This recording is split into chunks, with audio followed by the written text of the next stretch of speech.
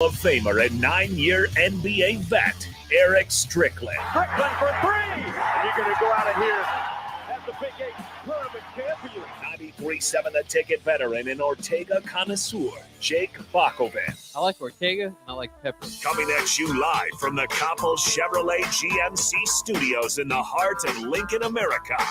On air and online at theticketfm.com. Sponsored by the Mercado by Certified Piedmontese. This is On the Block with Strick and Bob. Hold up.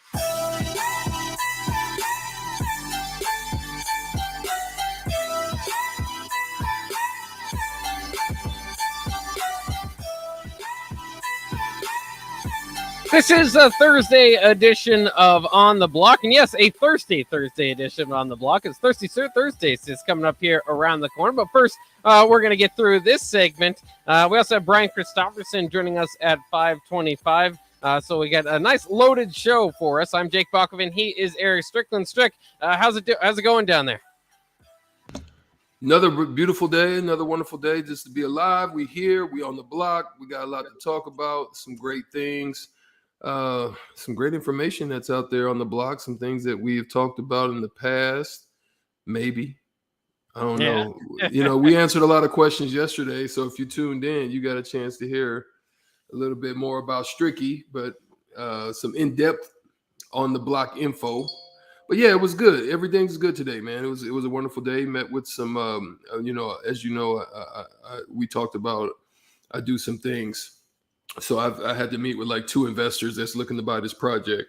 Nice. So it's good to kind of get away from that whole minutia of business and to talk about sports. And we're here on the block to do that. Yeah, I got to ask you, because I can see your Mavericks suit on. Is your hat a matching Mavericks hat, or did you wear 2 different teams? Yeah. No, you got Mavs going. Yeah, I see the NBA logo on the back. There it is. There's the Mavs hat. Looks good. Is that what you were?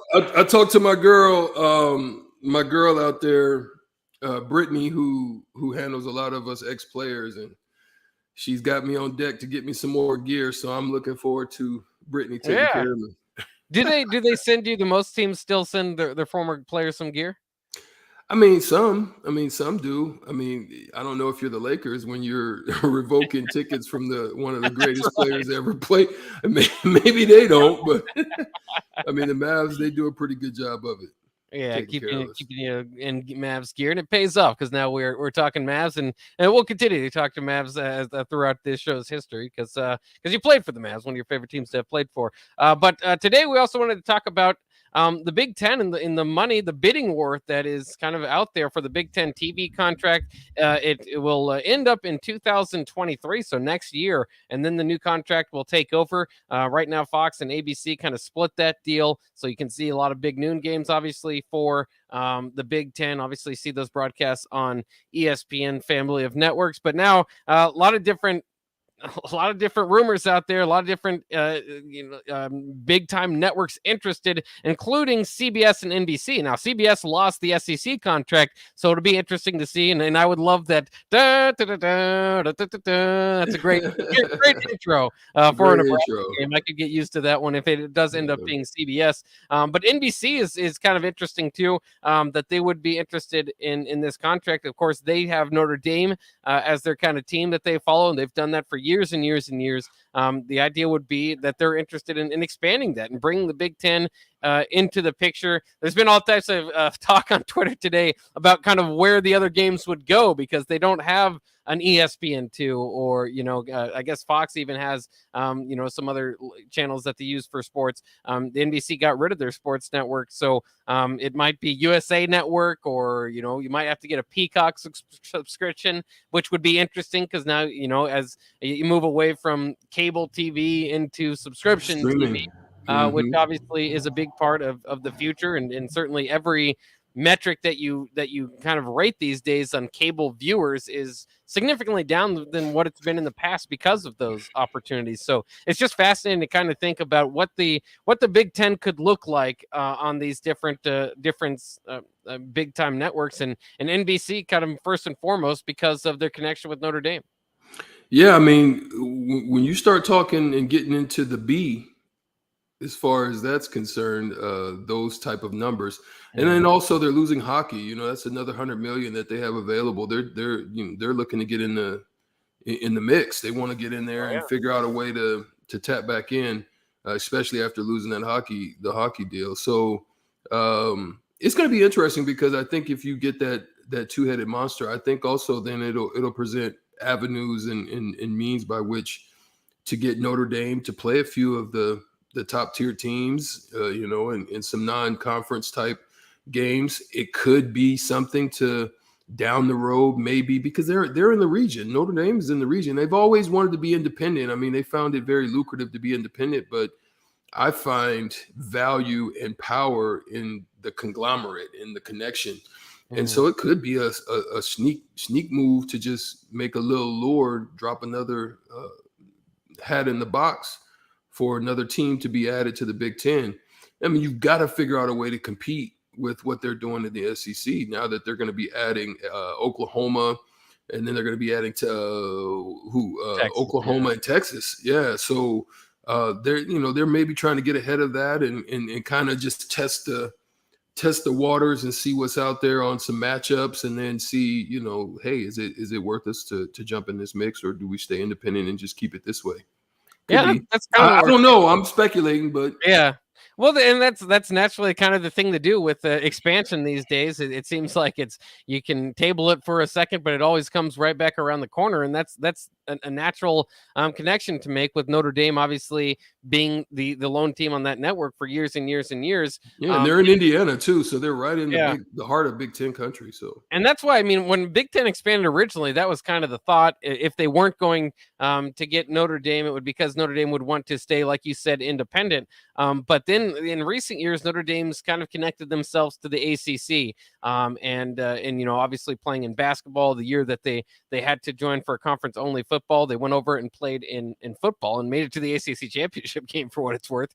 But as you look forward and this thing continues, I think that it's just these contracts, and you wonder if the bigger question here is, obviously the SEC is doing fantastic on the field and off the field, grabbing Oklahoma and Texas. Their next TV deal is going to be monstrous. Huge. Big Tens has the other big care factor type of regions, right? The Midwest, the Ohio States, the Michigans, the Penn States, the Nebraskas, even the Michigan States and Iowas. And I mean, kind of that second tier, still 75,000 type go to those type of games for their stadiums, 60 to 75,000. It's just fascinating to kind of see, as time progresses, is the Big Ten going to make that move to try to compete with the SEC to get a Texas and Oklahoma? And if they do, maybe a deal with NBC could get them Notre Dame, which is kind of the big puzzle piece out there that geographically makes sense for the Big Ten, because if the expansion continues, and I think that down the line it looks more and more like the SEC and the Big Ten are going to be the winners of all of this, is the Big Ten's got to make a big move at some point. They can't just let the SEC keep grabbing these big time schools. So that would be big for them. Do you see it kind of coming down to Big Ten, SEC with these conferences? Because it's hard to imagine the Pac-12, which can hardly put together a network. The ACC, I mean, there are a few. I mean, all those other conferences are just a few. An invitation from the Big Ten or the SEC away from their top two teams leaving from turning into the Big 12. Yeah, I think it's going to be interesting. I think they're gonna probably have to draw a couple. They're probably gonna have to draw. I think that Notre Dame would be very interesting. I think Notre Dame also wants to figure out how they can get back into the national mix without having to do crazy stuff in the independent, because they don't have a championship game. They don't have any of those things, and they haven't fared very well in the bowl series. So, those things are something to consider. I think they need to find another team. I don't know who that could be. I mean, it could be maybe Colorado. Colorado maybe come back towards this side of the arena, the Mississippi and the Missouri, and kind of get back into that mix. Then I'm trying to think maybe who else, maybe a Baylor. Baylor would be very intriguing. I really don't know how the Big 12 is going to be able to hold up without having Texas and Oklahoma. Those were some of the biggest draws those are the big numbers. Those are the big money guys. I mean, obviously Baylor's doing well in the basketball sphere, but they compete some in the football. They're trying to figure out how to keep that money in their, in their system as well and rolling. So trying to figure out who that can be. Who could be that other team? I think they need a couple. And I don't know if it's a Colorado, it's a Baylor, or somebody like that. That would be very interesting for basketball. Those two options. Well, and it's kind of sad because basketball kind of just gets thrown to the background of it, right? I mean, you have, Kansas could be left out of this expansion talk altogether. And you wonder, if the Big Ten and the SEC do expand into these mega conferences, which the SEC has already done, and the Big Ten is 2 teams away from. You wonder kind of where that leaves them in those other teams in the college football playoff mix, as well as revenue sharing, all that stuff. It's just going to be fascinating, but it's all based around football. So any other sport that's, that obviously they make money, but it's not the football money that's there. And that's why everything, around football. So it's just kind of fascinating to see where that plays out. Big Frank says off the text line, add Notre Dame and Pittsburgh. Both schools are good in football and basketball. Pittsburgh could be an Pittsburgh. You know what? Who was that? Big Frank. Big Frank. I like how you're thinking, Big Frank. That wouldn't be too bad of a little move. They're right there in the Pennsylvania region. They're a little bit, towards this way, closer than Penn State. Yeah, why not? Why not? Definitely Penn State would like that. We got our new rivalry right there. Why not throw that in the mix? We got Whipple, so it's all good. I mean, so you're a little too late coming over there. Yeah, but we've got a connection that we can talk to some Pittsburgh people. Yeah, that's a good one. Yeah, and interestingly enough, just to also bring in some other topics here, because we talked about this too. Harbaugh, the idea of his deal, or I guess the details there for his deal have been released, and it's very interesting because he's been going back and forth between if he's interested in the NFL anymore or not. When he he's been wavering, he's been waffling, he's been like a fish out of water, just. Yeah, man. Yeah, make a decision, baby. You know what I'm saying? Come on, son. Yeah, and I thought it was done once he turned down the Vikings. The reports were he told Michigan's athletic director, this is not going to be an annual thing where I'm flirting around with the NFL all the time. But regardless, they made his contract pretty NFL friendly if he wants to leave or anywhere. I think it's leverage. Man. I think he's using it as a leverage talk because obviously he gave back.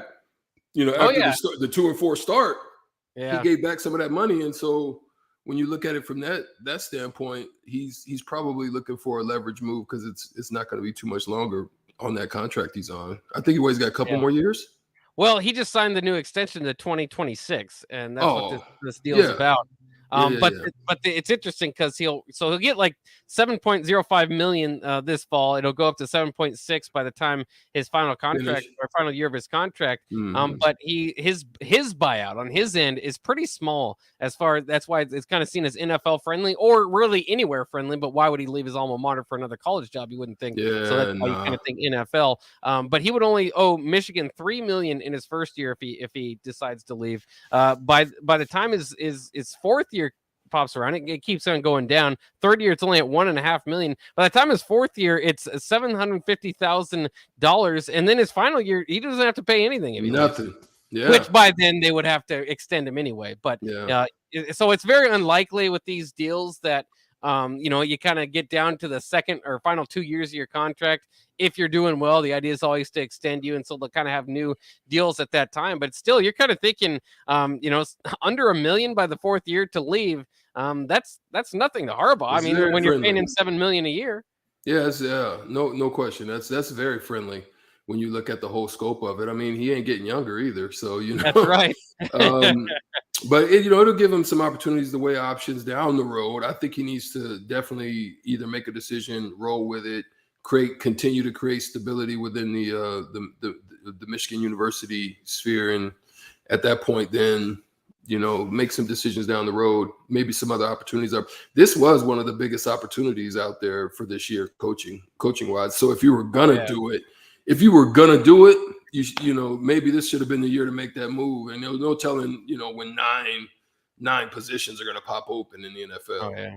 Again. Well, and it's fascinating too because I mean, it kind of seemed like this was the peak of what he wanted to do in Ann Arbor, right? Was winning a Big Ten championship home, beat Ohio State, go to the playoffs, all that. So it kind of just seemed like, okay, goal was accomplished. Now the bigger goal is to make Michigan, Ohio State, and put them in Ohio State's neighborhood every year. So anytime you're going into that game, you're thinking, oh, this is a top 10 matchup. Winner goes to the playoffs type of thing, or winner goes to the Big Ten championship game where they're favored to get to the playoff. And I don't know, do you see after 1 year, I mean, I think you need a prove it year, right? Do you see Michigan in that category going into next year? They'll lose Aiden Hutchinson. They'll lose David Ojabo, 2 of the best pass rushers in the nation. So I don't know.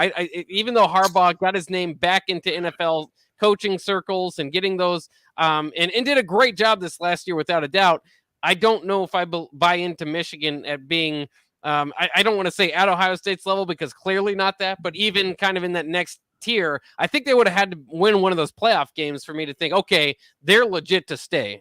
Yeah, I feel the same way. I don't think that you can say I don't want to say it's a fluke.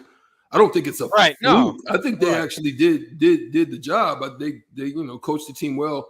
I still don't know if they've got the bodies that is necessary to break through to that next level. I don't see the skill sets from across the board. I mean, Hutchinson, those guys were phenomenal. Their defense was phenomenal. But when you talk about on the offensive side, they were very basic. I mean, there was really nothing great about the quarterback position. It's easier to buy in if you have a great quarterback there, and he's the reason that you're having your success. And it's kind of it's cool. I like the brand of doing it defensively. But then when you lose that, this was kind of like the senior class, or kind of everything just fell into place for this class to take Michigan to that next level. Do they have that sustainability down the line? It's hard to tell, especially like Caden McNamara. I wouldn't be surprised if he gets benched by the 3rd or 4th game for J.J. McCarthy. Maybe they'll have a battle and J.J. McCarthy wins it outright to begin with. So it's just kind of fascinating, and that doesn't give you too much stability there. But either way, I love it for the Big Ten that he's back with Michigan. I was kind of worried about what would happen. It's Michigan. They'd get a big name regardless, but we've seen the Brady Hoax and the Rich Rods go through there. And in the Big Ten and the NCAA football together is better, in my mind, when Michigan is good and when Michigan has a name like Harbaugh. Also, how entertaining was that Nebraska-Michigan game last year? Frost and Harbaugh have their little bit of a small little bit of a rivalry as well. And then there was it was just crazy. There was, disconcerting signals and what was the other one? Multiple possession. I can't remember how they put that in there, but just crazy calls. That game was nuts. And then, of course, at the end, Adrian Martinez gets hit late. The whistles probably should have been blown. Fumbles and Michigan wins and moves on to the playoff. But who knows what happened? I mean, given all the other games and what we saw, we probably could have figured something would have happened 2 or 3 plays later where Nebraska would have lost something or the other. But it was like you were sitting on pins and needles when you're getting to the late half of the 4th quarter with regard to the Huskers. It was like you're sitting on pins and needles. When's it going to happen? Yeah. When's it gonna happen? Oh, there it goes. Here we go. That's what was so sad about the Here we go. Yeah, the Purdue walkout was a 2-possession game with 9 minutes left to go in the game, and there's this mass exodus, and you're thinking in any other scenario, right? If you had any belief, the belief that they would win the game was gone. Yeah. The belief that they could make it interesting and ultimately a 1-possession game probably was still there, but everybody just gave up hope. I don't want to say everybody, but a mass exodus there at the end of the Purdue game when it was still very much a game, very much a possibility Nebraska could get back into it. But at that point in the season, everybody just thought, we've seen this story. We know what's going to happen in the end. Better beat traffic on the way out of here and send a message to the athletic department. Of course, the athletic department shortly after gave the Frost the vote of confidence, got rid of his assistants, and here we are now with the whole new fresh coat of paint on there, which I'm excited about. But it's just kind of fascinating to watch that play out from a distance. The other thing I wanted to mention, and it's been out just a few hours now, Jaden Daniels transferred from Arizona State, probably a top 20, top 15 type of quarterback returning this year. And Arizona State, we've talked about them before. How long do we expect Herm Edwards to stick around? That's a big loss for them and a big quarterback now on the open transfer portal market.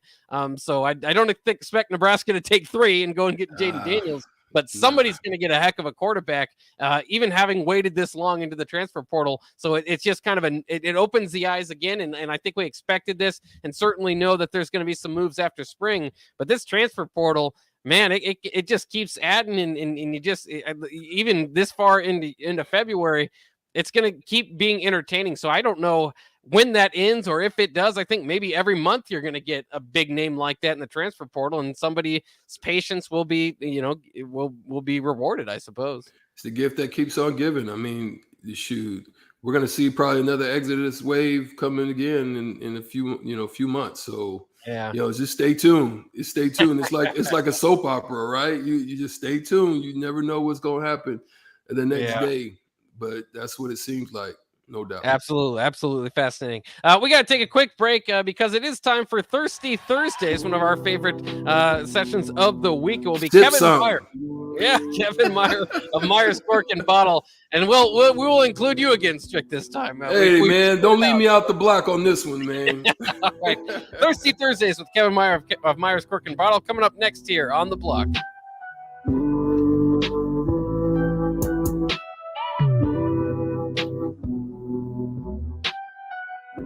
Southeast Community College has learning centers in Falls City, Hebron, Nebraska City, Plattsmouth, Wahoo, and York so that you can take credit and non-credit classes at a center nearby without having to travel an hour or more to campus. By taking online classes and those at a learning center, you can earn your degree from SEC where and when it's convenient for you, all at a cost that won't stand in the way of your education. Learn more about SCC's learning centers at southeast.edu/learning centers. SCC, your path to possible. Now what do? Football is over. The weather's crappy. Man, I tell you what, it's the perfect time to go car shopping.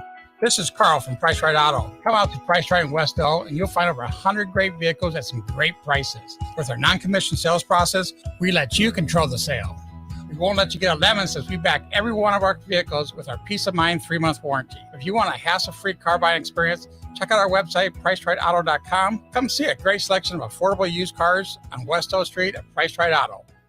You spend more time in your garage than outdoors in the wintertime. Isn't it time to get it organized? Call Travis at Classic Garage Solutions for his variety of organization packages. Turn your garage from a cluttered mess to a clean, organized space that'll be the envy of the neighborhood and something you can be proud of. You don't need to bring the same clutter from last year into the new year. Travis has storage options for cabinets, monkey bar shelving, or slat wall, and more. Call Classic Garage Solutions today at 402-730-1638. Gaina Trucking is hiring CDL Class A and B drivers.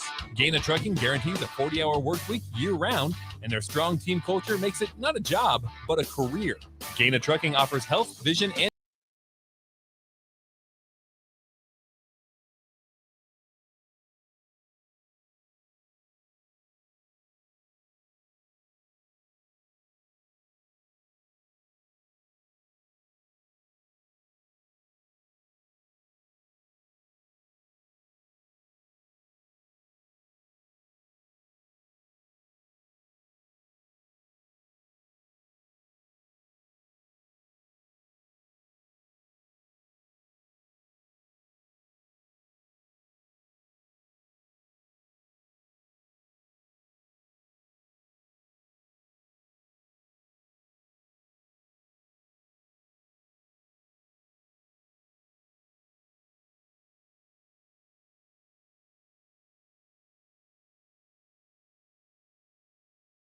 thank you with an amaretto cake.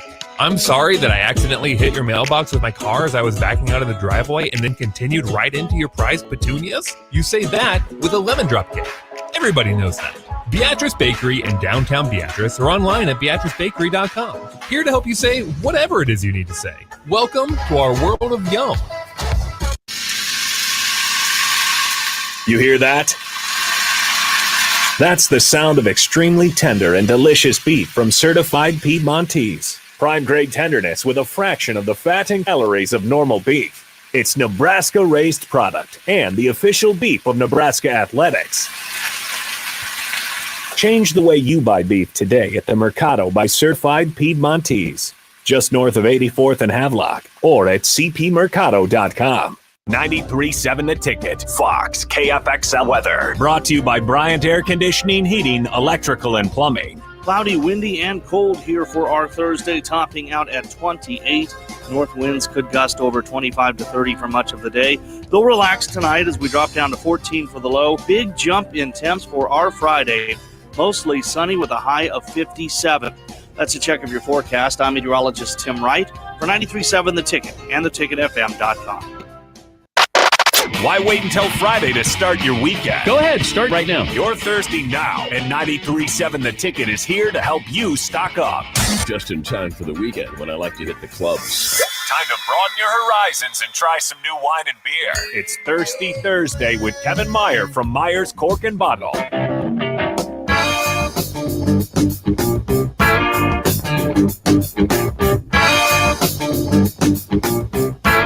Bach, was my mic not on? It was not on. It was not on. Oh, there it is. Oh, there's the bottle popping right there. And it's time for if you can get this one. Oh, there we go. That sound means it's time for Meyer's Cork and Bottle. Kevin Meyer with Meyer's Cork and Bottle. It's time for Thirsty Thursday here on 93.7 The Ticket. Can we hear you, Strick? Can you hear us? All right. I hear y'all fine. Oh, there he is. There you go. Can Perfect. you see it? Yeah, what do you got? He's got some wine going there. Yeah, what's in the glass today, Strick? Were you able to find anything I texted you about? I did, but I chose this one this week. Estancia, 2018. Mm-hmm. Pinot again? Pinot, you know that's how I roll, Kevin. Yeah, Strick smart. That's the best type of wine, man. He got figured out. He's Mr. Elegance. That's going to be your new name, is Mr. Elegance. I'm telling you, it's either so. When I feel like going dry, I go Merlot. If I want to be on the plane, I go Cab. If I'm at home doing, a little cigar out back, I'm Pinot or at the little hookah spot. But if I'm want to get loose, I'm Malbec. That's how I roll. Red. All right.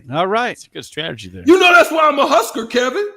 That's right. Red, baby. I only deal with red, baby. Well, I've often said that wine is a lot like listening to music. Sometimes you want something more intense and brooding, and sometimes you want something just sort of light and easy to listen to. Sometimes you don't want to have to take it too seriously. Sometimes you want to get into something and get down. So that's what it's all about. That's right, my guy. All right, what are we drinking today, Kevin? All right, well, let's start with the beer. This is a big time, high ABV, super Oreo cookie stout called Mega C&D from White Elm. C&D stands for cease and desist because if you're not a brewery and haven't gotten a cease and desist at this point, you're just not trying hard enough. That's pretty good. This beer. Wait, Kevin. No, hold on a second. Yeah. Pause. Yeah. When you said high what? High ABV, alcohol by volume. That means I got some. Yeah. Okay. So that means I got that popo in it. Yeah. That thing that lay you on your back if you drink too many of them. Okay. Yeah. He gave us a hefty pour too. Yeah. Well, as long Sorensen's over there standing up, so as long as he don't fall back, we good. I'm not gonna fall down, Strick. I'm good to go. This is delicious. Why is there cease and desist? Why is that a popular amongst the brewing community? Well, because they called it double stuffed stout and got sued by the Oreo people. Well, not sued. They were issued a cease and desist, which means stop using our trademarks. I like how they capitalize on it. I like the red on the can here. They've got a red cease and desist going over the logo. I love it. It looks cool. like a big stamp. Yeah. Beautiful. Yeah, this will put some hair on your knuckles, that's for sure. I just got some right there. Yeah. Well, you know what? Thanks for being radio friendly. Put some hair on your knuckles. You know what you really meant to say. Put some hair on your sack. BP would take a sip of this and said, "Man, that beer has a record." it's on parole. It's got some prior arrests or something, is what he would say.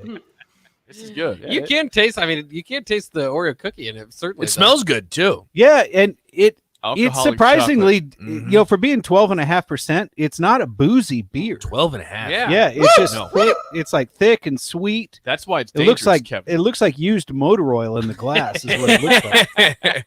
It is delicious though, especially if a dessert type of beer. I mean, what do you prepare dessert type of beer with? I don't know, man. I mean, I think it would be the dessert. Yeah, I think this is the You dessert. drink your dessert in this instance. Yeah, This is it. I mean, I suppose you could do some chocolate cake or chocolate ice cream or something like that, but I think this would be good just all by itself. Yeah, as the dessert. So maybe some popcorn or something else. I don't know. Sweet and salty with. What do you eat ice cream sandwiches with? Fun fact: popcorn actually tastes good with wine, or wine tastes good with popcorn. Does Especially if you do something like a buttery Chardonnay. The butter components taste actually yeah. pretty good with popcorn. So, who knew? But go right ahead. Yeah, this is one that 12.5% is something you wouldn't figure that when you drink it. It is something that I'm sure you would be lightheaded at the end of it though if you crushed it. I don't know if you could crush this. This is just like it's drinking heavy. this It's is more the alcohol it's of like a malt chocolate liquor. syrup out of a bottle, but it's Yeah. alcoholic. So is this this isn't the one that Stricky can take to the cigar spot and pop a cigar in and have a. That's just one of the ones where I'm having a nice exquisite dinner. Then I just sip on that a little bit. This isn't the one where I'm with the fellas and I'm popping a stogie. This ain't that one. Well, I mean, I think that would actually taste pretty good because the beer's got some sweetness to it, and it kind of coats your tongue a little bit. So if you're puffing on a stogie and sipping on a beer like this, I think that would be all right. Now, I wouldn't say go after and have more than a couple of them. I'd say it'd be a one and done type of beer. I'm just curious. Kevin, Like, I'm 6'3", I'm 6'3", 250. Two gonna do it for me? Hey, bro, I'm 6'1", 235, and I think it'd put me on my case. Okay, that's telling me something. This is I haven't had a whole lot of dessert beers, but this is about as like sweet of a dessert type of taste as I've had. Oh, there it goes. Oh, no. Yeah, There he is. Bach just lost his job. It's not on the board. It's on the board. It's under the board. Good which is deed. more Not even half a drink, and Bockoven already dropped the ball. Fumble. You matter of fact, you can't play in the spring game. Do not put Bach in the game. He will fumble the ball. Leave him out. We're gonna need Bach. some No more because for that's Bach. gonna be a sticky. He's already mess. feeling it.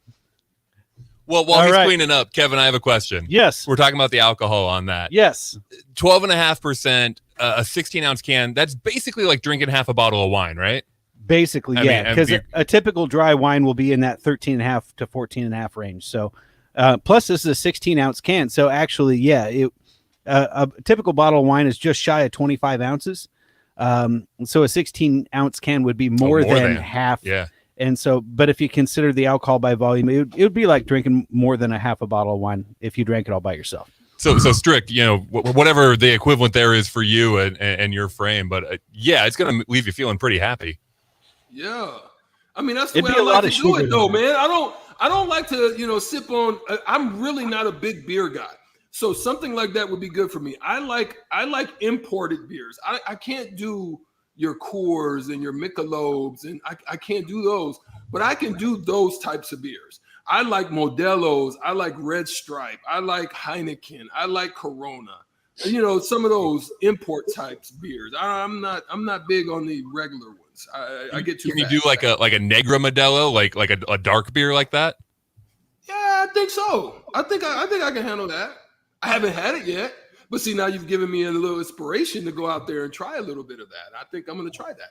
It's a good beer. It's nice with it's a little darker because they roast the malts, but it's not really heavy per se. So it's I think you'd dig it. Sounds good.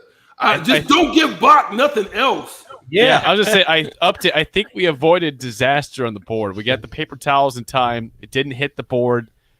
I think we're all clear. We're all Way good. to go, Sorensen. Way to go, Sorensen. I saved the day over here. We're gonna probably have to come back with on aisle 2 with a wet nap here because I'm guessing that table is pretty sticky right now. But yeah, probably is a little bit. That's all right. All right, move what on to the wine. what am I spilling next? Hopefully nothing. So last week we did Cosentino the Franc. This week we're doing the Zen, and I kind of love their style. They're sort of minimalist in terms of their marketing and their labeling. They call their cab the cab. They call their Zen the Zen. They call their Cabernet Franc the Franc, and then they have a red blend called the Dark, and is currently on feature at Myers for $13.99 a bottle. and these guys are in Lodi, which is down near the Sacramento area, and just really, really good wines, founded by an Italian family. And believe it or not, Zinfandel actually originates in Italy, except back in Italy, they call it Primitivo, and it's the most prolifically planted grape in California. You would think Cab or Merlot, but actually, no, there's more acres under vine in Zin than any other grape varietal. And great food pairings to have with this. I love Zin and barbecue. You get that sweet and spice of a good, smoky rib or brisket. Zin kind of gives you a similar sensation where you get the upfront fruit, and then on the back end, it's kind of spicy. You get that sort of peppery notes, and so it pairs really well with that style of food. Kevin, I'm not much of a wine connoisseur, but red wines, to my knowledge, are normally drier, and this one isn't as dry. It's a little bit sweeter. Why is that? It's just the style that they make it in. Plus, Zinfandel naturally has a little bit higher residual sugar content, especially as the vines age. The vines will produce fewer clusters of grapes, and the berries on those clusters are actually smaller. And we're talking vines that can get in excess well over 100 years old. Not every grape type does that. So you don't want to be drinking 100-year-old vine Cabernet. It's not going to be very good. But Zinfandel is one of the few grape types that continues to improve and get better the older it gets. But stylistically, it also changes. So an old vine Zin is going to be generally a little bit higher in alcohol content, a lot of times up to over 15%. And that's because the skins on those grapes get thicker and thicker and thicker the older they get. So the berries are smaller and produce less juice per berry, but it's more concentrated. So they have to allow fermentation to continue. Otherwise, the wines would be too sweet. And the basic sort of science of it is that when you press the grapes, the juice is sweet. It has a high natural sugar content. It's grape juice. They introduce yeast, and the yeast consumes that sugar and ferments into alcohol and carbon dioxide. The carbon dioxide is allowed to escape. The alcohol stays intact. But in order to bring the wine in balance with the residual sugar, you have to allow fermentation to continue to up the alcohol content so that the sugar level is a little bit lower. But as you can tell, this is what they would call a fruit-forward style. So it's not tannic. It's not edgy. It's still very smooth. Yeah. But you get that big up front, like sort of black cherry and plum sort of notes, and then followed by that spicy kick on the backbone. That's why you bring Kevin in. That's quite the description there. Kevin, I'm curious. Okay, this is Zinfandel. So in terms of the popularity of red wines, when you at Myers Cork and Bottle, there's Pinot Noirs, there's Cabernets. Like, where does Zinfandel stack up to those in terms of the popularity for the consumer? I would say that we probably sell more cab. We're talking let's just split it down. Red wine only. Red wines, yeah, red. So we probably sell more cab than anything else, followed by Pinot Noir, and then I would say like Malbec would be number 3, and then Zin would probably be number 4, or some of the Spanish varietals like your Tempranillo, Garnacha, Monastrell, things like that. But I would say it's certainly in the top 5, but it's not anywhere near what we sell in terms of cab or Pinot Noir.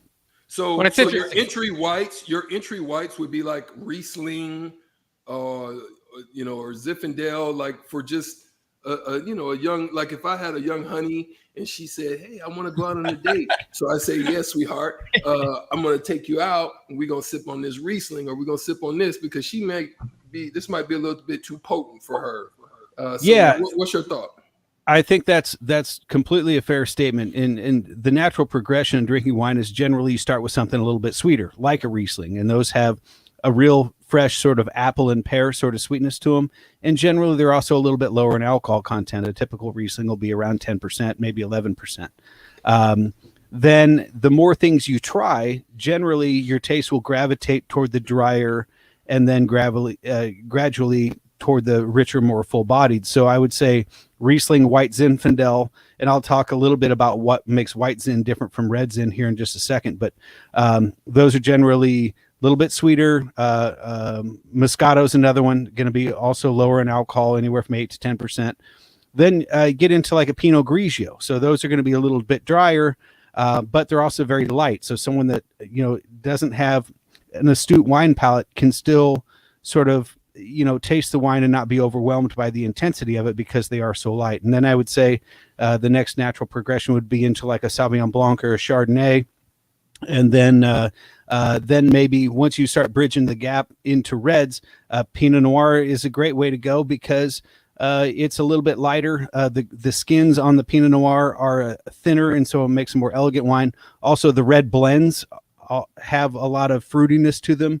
Wine like this would be also another good segue red because of its fruity content. And then you get into like the Merlots, your Malbecs, and then your Cabs and things like that, which are going to be more robust, more muscular, bigger style wines. So another one last plug for Myers Cork and Barrel. They've got a place out here that's really unique, right? And it's called the Wine Room. And I go there because they've got this freaking huge, nice facility, good food, so you can have the palate with the wine, and all of these little like where how you pour the wine, you push a little button and the wine comes out. Oh yeah, like a dispenser. Yeah, dispensary.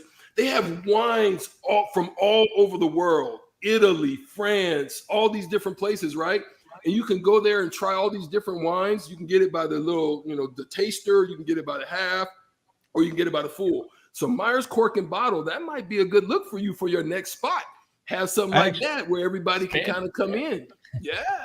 I actually have a tasting room in the store, and we have one of those machines in right now. He's ahead of you, Strick. He's already ahead of in the future. It's a really expensive piece of machinery or a piece of furniture is what it's become now because the dumb machine leaks all the gas out. So we have argon tanks in the basement. Well, it's inert gas. It's argon, nitrogen, and CO2, and that not only propels the wine through the system, but it also preserves the wine. Keeps it fresh. Well, yeah, exactly. Well, somewhere along the line, the machine started leaking all the gas out, and one of those tanks is about $60 or $70. It should last months.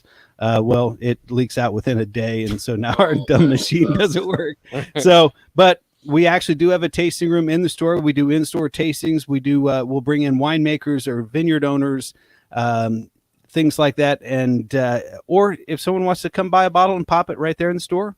We've got glassware. We've got tables to sit at. It's a nice little romantic spot to sit in. So it's not just a retail spot. We do have the tasting room in the store.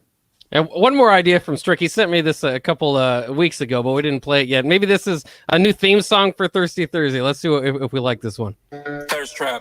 Thirst trap. Yeah.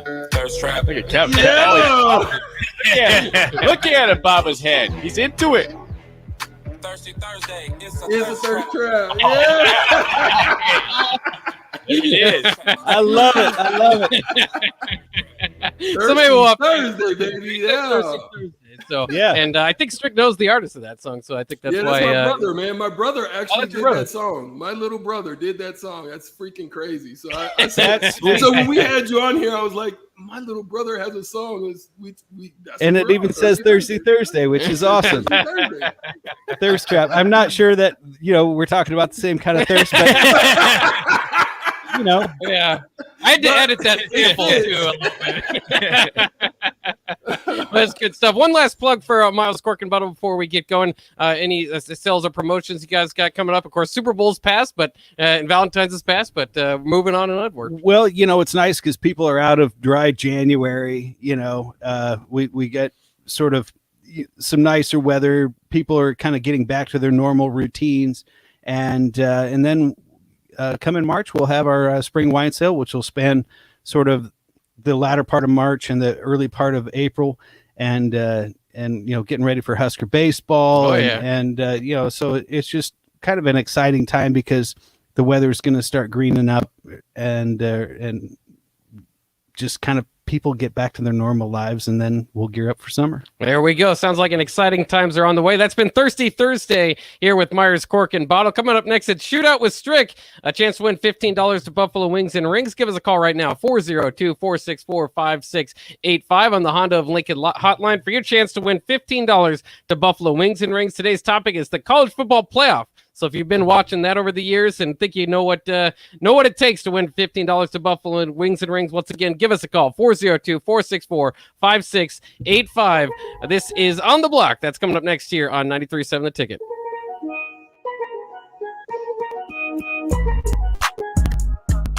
What are you doing, Sip? I thought the chickens could use some more light in their lives. So you're building what exactly? It's a motion-censored switchboard. Duh. Are you sure you know what you're doing? Of course. Oh, God. Ow. Seems like a job for a professional. Just one more wire. Yep, there you go, right there. Don't be like Sip. Call Joe at Ambition Electric for any of your electric needs at 402-217-3415.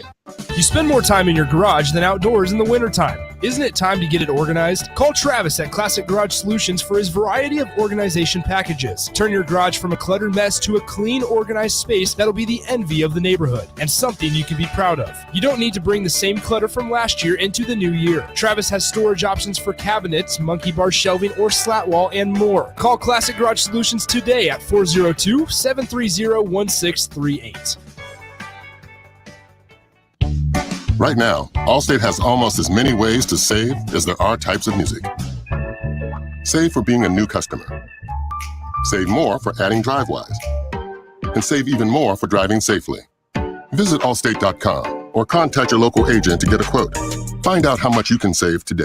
Allstate. Now that should be music to your ears. Not available in every state. New customer savings based on early signing discount. DriveWise is an optional feature. Savings vary based on how you buy. Subject to terms and conditions. Allstate Fire and Casualty Insurance Company and affiliates. Northbrook, Illinois. When everything is changing, you need a store that's a constant. A store that has the brands your family loves and the value that you need. A store where you can stock up, pick up, and drive up. A store that's close to home and feels like home. A store that puts the health and safety of you and your family above all else. And a store that's always here to help. At Kohl's, we don't know what next year will look like. We just know that we'll be here for you no matter what. Kohl's, here today, here to stay. See store or Kohls.com for details. Gaina Trucking is hiring CDL Class A and B drivers. Gaina Trucking guarantees a 40-hour work week year-round, and their strong team culture makes it not a job, but a career.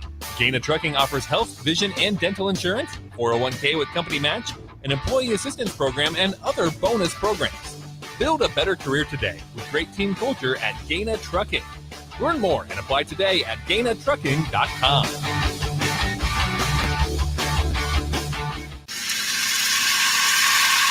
You hear that? That's the sound of extremely tender and delicious beef from certified Piedmontese. Prime grade tenderness with a fraction of the fat and calories of normal beef. It's Nebraska-raised product and the official beef of Nebraska Athletics. Change the way you buy beef today at the Mercado by Certified Piedmontese, just north of 84th and Havelock, or at cpmercado.com. Shopping for new flooring is different today. Getting your questions answered, making the right selection, getting the best value, and installed quickly and professionally. Visit ostreetcarpet.com or shop our store. We'll answer all your questions and help you make the right choice. You'll be enjoying your new floor in just days for less than you'd pay elsewhere. Carpet, vinyl, wood, laminate, tile, and area rugs. We've got it all. O Street Carpet. 1732 O Street. Family owned and operated. Always the best value. Hi, Sean Callahan here for Koppel Chevrolet GMC. And things have obviously been pretty challenging lately with new vehicles, with all the microchip and supply chain issues, but things continue to loosen up as Koppel gets more and more new vehicles in each and every week. We've had many customers also custom order their vehicles. So if you don't see what you want in our current inventory, we can put an order in to get exactly what you want. So go online, reserve your new vehicle at koppelcars.com. You'll be glad you did. Eustace Body Shop, where our customers send their friends. That's the greatest compliment we can receive. If you've been in an accident, we'll get you back in your vehicle as quickly as possible.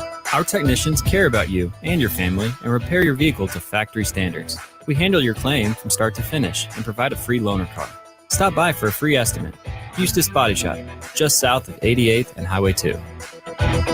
The most recommended Eustace Body Shop. That's who we are.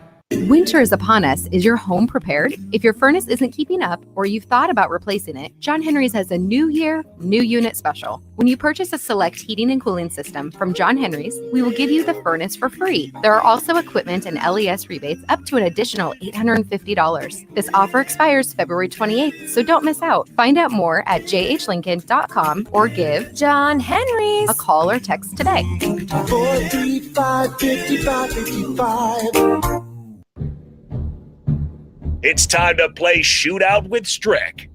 Call now. 464-5685 to take your shot against Erick Strickland. Shootout with Strick. Brought to you by Buffalo Wings and Rings. Time to play the game!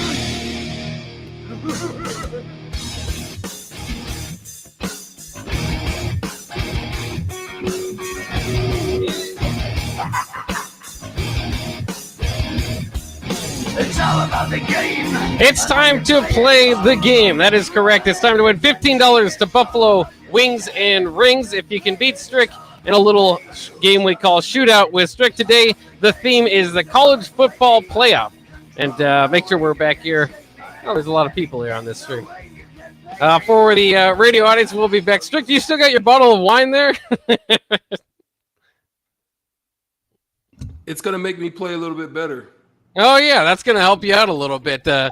And by the way, a comment, too, off of Facebook. Love the Thirsty Thursday, Karen says. So thanks for joining us for Thirsty Thursday. It's one of our favorite segments of the week as well. I think I have a little bit of a buzz from the little bit I drank and didn't spill. As Kevin said as he walked out the door, I'm a pretty cheap date. So I mean, either Thursday would have been good. We could have had wine down Wednesday. I mean, either one. Oh, yeah. Wednesday or Thursday could have been either one.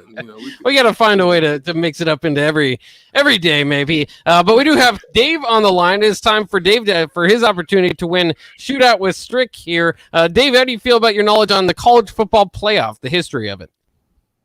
Well, a little better than the basketball history. Well, that'll work then. We'll give it a shot here on Shootout with Strick. Strick, you're going to go first. Are you about ready to go? I'll make sure I get all the buttons pushed right and ready to go. Are you ready to go? No, age before beauty. Let's let him go first. No, I'm just playing. As I usually we let you get the numbers so they know what to get to. All right, we'll go in 3, 2, 1. Who won the first college football playoff? Ohio State or Alabama?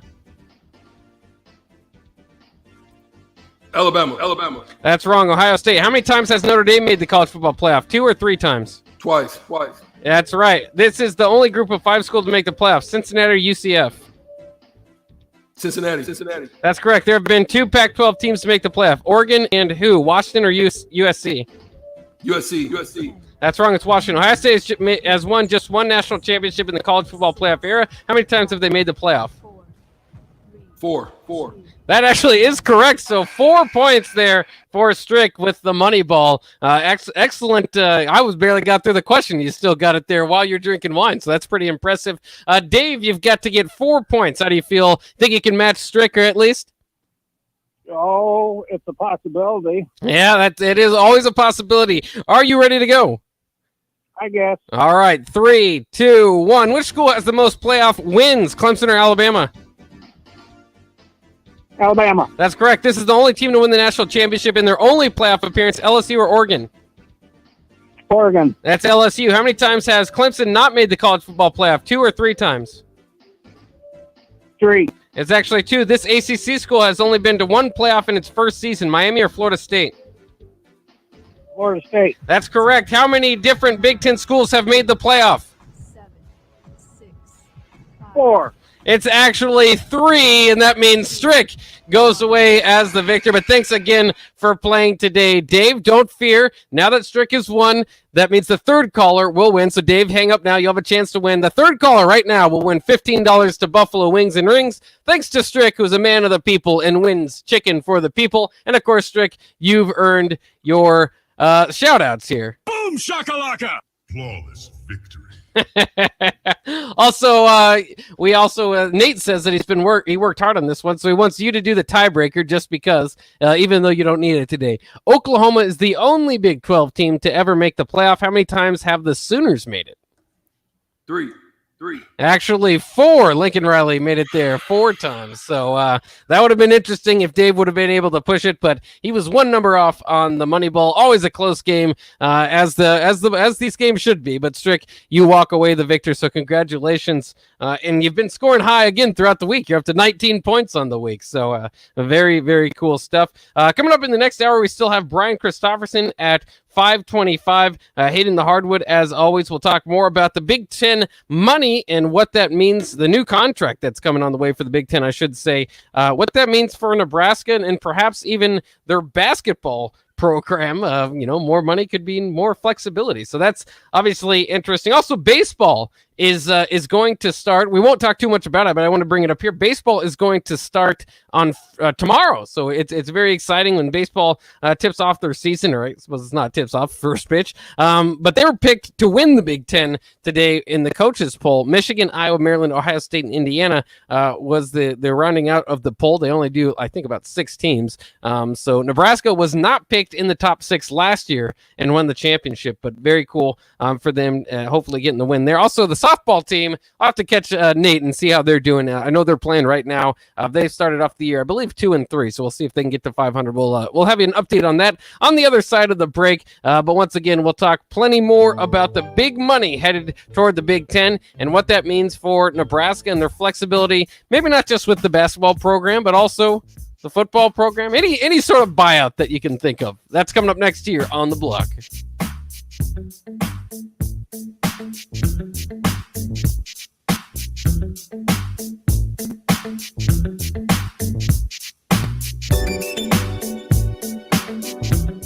Rosie Sports Bar and Grill has 2 Lincoln locations that are great for any occasion. If you're downtown for a basketball game or a concert, stop by their newest spot at 10th and P. Don't forget to check out their social media pages to learn about any concerts on stage at Rosie's. If you want to avoid a busy downtown scene, head over to the original Rosie's just south of 14th and Highway 2 for a feeling of your local hometown bar. There's plenty of TVs at both places and great food and drink. What are you waiting for? Rosie Sports Bar and Grill at 10th and P and on South 14th Street. Hi, Sean Callahan here for Koppel Chevrolet GMC. And things have obviously been pretty challenging lately with new vehicles, with all the microchip and supply chain issues. But things continue to loosen up as Koppel gets more and more new vehicles in each and every week. We've had many customers also custom order their vehicles. So if you don't see what you want in our current inventory, we can put an order in to get exactly what you want. So go online, reserve your new vehicle at koppelcars.com. You'll be glad you did. Now what do? Football is over. The weather's crappy. Man, I tell you what, it's a perfect time to go car shopping. This is Carl from Price Right Auto. Come out to Price Right in West O and you'll find over 100 great vehicles at some great prices. With our non-commissioned sales process, we let you control the sale. We won't let you get a lemon since we back every one of our vehicles with our peace of mind 3-month warranty. If you want a hassle-free car buying experience, check out our website, PriceRightAuto.com. Come see a great selection of affordable used cars on West O Street at Price Right Auto.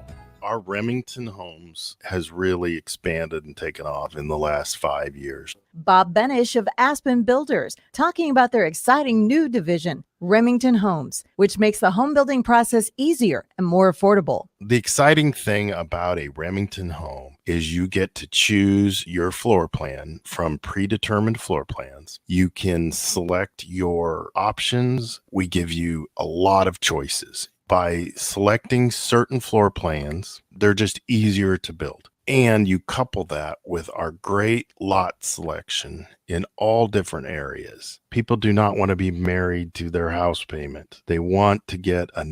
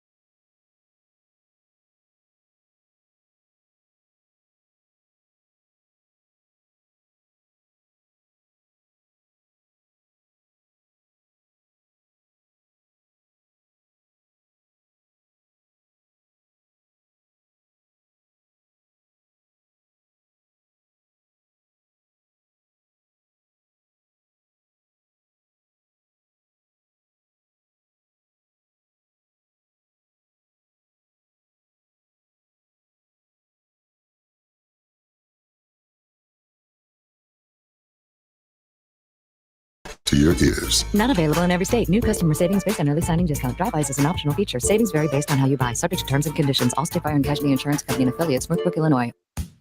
When everything is changing, you need a store that's a constant. A store that has the brands your family loves and the value that you need. A store where you can stock up, pick up, and drive up. A store that's close to home and feels like home. A store that puts the health and safety of you and your family above all else. And a store that's always here to help. At Kohl's, we don't know what next year will look like. We just know that we'll be here for you no matter what. Kohl's, here today, here to stay. See store or Kohl's.com for details. You know that feeling after a good, hearty meal? The worries of the world just slip away. Time slows down. Nothing but good times and good company. That's what you get with Mary Ellen's Food for the Soul. Mary Ellen's does food right, with a menu that includes smoked wings, pulled pork, brisket, catfish. And don't sleep on their sides, shrimp and grits, collard greens, baked beans. It's food that makes your heart happy. Mary Ellen's Food for the Soul, just east of 27th and Pineland. Let them fix you a plate. You want to feel important.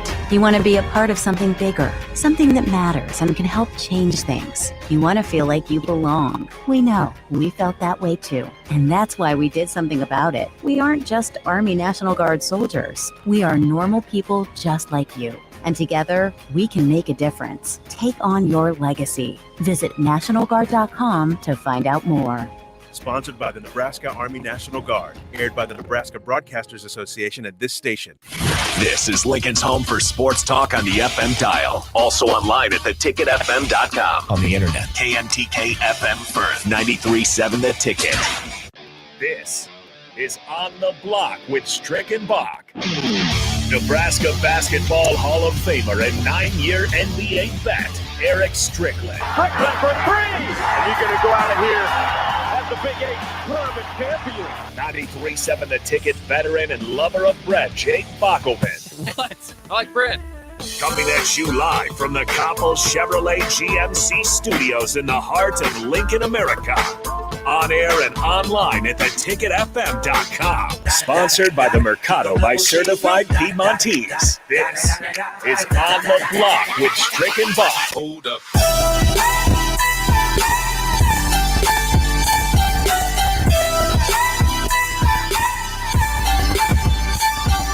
We're back on the block for the second hour. Thank you. You can find us here every night from 4 to 6 Central Standard Time. On the block with Strickland Bach. I am Jake Bockoven, and he is Erick Strickland. Oops, that's the wine. Let's reverse that. I'm Erick Strickland. That's Jake Bockoven. Thank you for joining us on the block for the second hour. Lots going on. Thirsty Thursday. Kevin Meyer, Cork and Bottle. They were in the house today. Jake Sorensen joined us in the house today. Jake Bockoven, he dropped all kinds of wine in the board today. So that's beer. That was good with the wine. It was the beer, okay. So there's a lot going on the block today.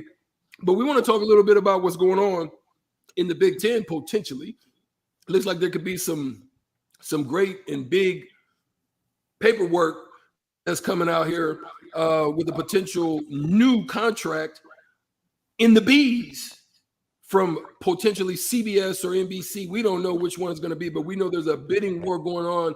Fox and ESPN right now hold those rights, but those are up for grabs in the coming season. So we're looking to see what's going to happen. And will that provide options for Trev Albers to be able to make some decisions in the upcoming potential problems that exist right now with Nebraska basketball and football regarding contracts and getting rid of them?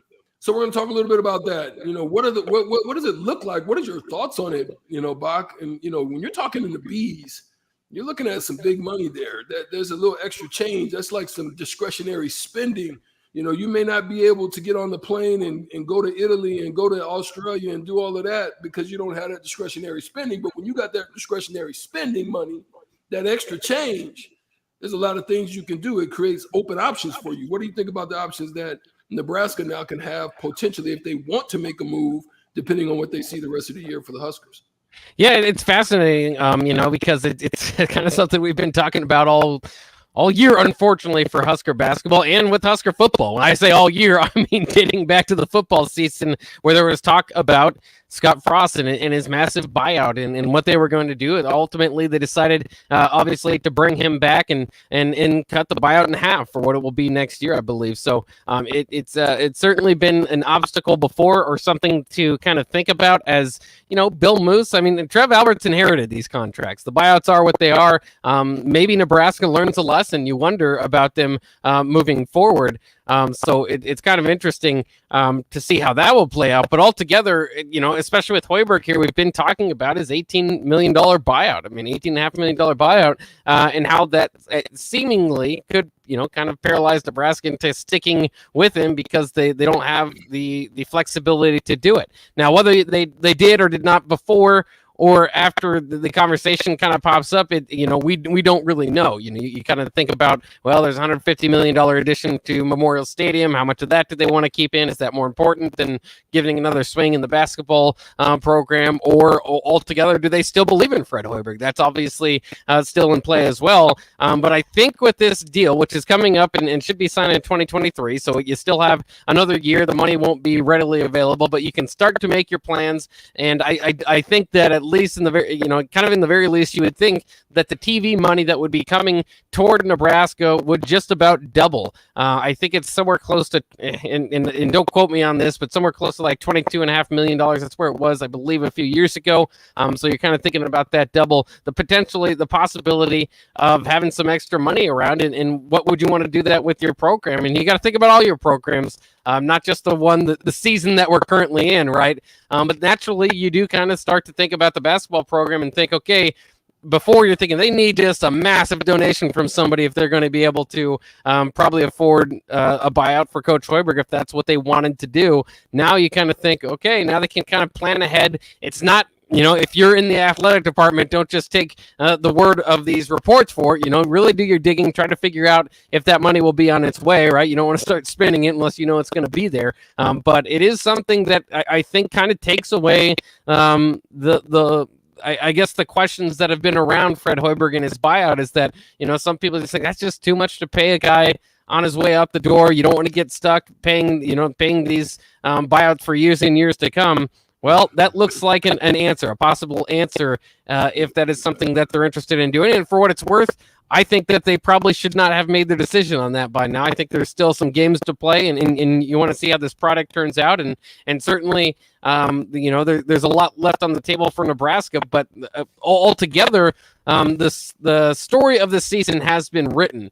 How it's not a successful season. How unsuccessful is still what has yet to be written, and how much of that kind of weighs on Trev's mind if he wants to see a push from this team at the end. If he sees buy-in, if he sees potential for some of these guys coming back, starting to make a move, maybe that changes his mind, or maybe his mind right now is to keep Hoiberg. But I think if anything, it just kind of gets the big buyout excuse kind of out of the way, because the money's coming and Nebraska is going to have to find something to do with it, as athletic departments usually like to do, is spend all the money they have. There's not a big reserve, so we'll see what happens here. Well, the Huskers are 7-18, 1-13 in the Big Ten, and they're looking to rebound from a huge loss in Iowa rival, 98-75 on last Sunday. And so they will play and get an opportunity for redemption against Maryland, who is also not a very good team. But at the same time, we've seen that before, where not very good teams have come in and actually given Nebraska that work. I mean, it seems like I feel like I'm at Six Flags, or I feel like I'm at Knott's Berry Farm or something, riding on the roller coaster rides of emotions and hope. And then all of a sudden to get let down. I feel like the Cowboys. You just get built up every year. Every year you get built up to get broke down. And so I'm hoping that there can be some adjustments that are being made, but that does speak well to the discussion of potential options that are available at the end of the day when you're looking at a potential big payday that's coming from a TV deal. And so those things could help. Now, there's some things about that's going to weigh heavy. We talked in about this particular part of it. We looked at the roster that they have. We looked at who is potentially wanting to leave and who would come back. They're a very young team, so they have some new pieces coming. with Denham Dawson and Blaze Keita and some others that they've been able to bring to the fold. Then you've got Goggles that hoping to return in the next season. So with that note, you got to think and consider what a guy like Bryce McGowan's, who right now is looking in mock drafts. Some are saying first round. I throw those out the window. I don't believe that. But then also some are saying where I kind of fit him to be, and that's in the second round, probably in the early, middle second round. And then how do you sell it to him if you're not able to put the work in to give any type of hope going into the end of the season? I think that's something to consider. I mean, also looking at the turnover, who leaves, who stays, who you can retain, all of those things are something to consider. But I think you've got to look and try your best to retain them. But what if you can't? So do you think Hoiberg, if things go all to hell in a handbasket, has an opportunity to retain the likes of Trey or the likes of Bryce for another season, even Walker? Or do you think they bid themselves goodbye and go to another option, which could possibly be the NBA, even if it's in the second round?